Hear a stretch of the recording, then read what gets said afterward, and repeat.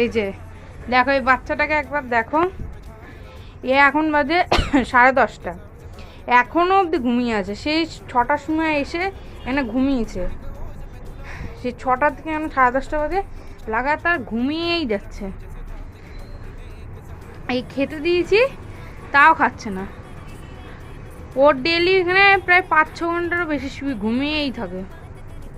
দেখতে পাচ্ছ কত শান্ত হবে। এই জায়গাটা পরিষ্কার করতে হবে, নাহলে বেচারা লেগে যেতে পারে। কিন্তু 2 দিন এসে শুলো, ভাবলাম হয়তো শুবে না, কিন্তু আজকেও এসে দেখছি শুয়ে আছে। মানে শোয়ার এখানে একটা প্লাস্টিক পাতা ছিল, শোয়ার একটা ভালো জায়গা পেয়েছে, শুয়ে পড়েছে এখানে।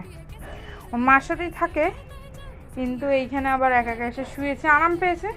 এখানে মশা কামড়ায় না। এই যে আমাদের 3 তলার ছাদ, এইখানে এই যে মুটকু মুটকু দেখো গাইস, এখনো অবধি এর সকাল হয়নি, এখনো নড়ে চড়ে এখন শুচ্ছে। ও দেখো লেজু নাড়াচ্ছে। এই ডিব্বা ওটা সব মুখে লাগবে, সরাও। এ দেখো গাইস, এই যে তাকাচ্ছে আবার। মুটকু ওর মুটকু, এই গাইস দেখো শুয়ে রয়েছে।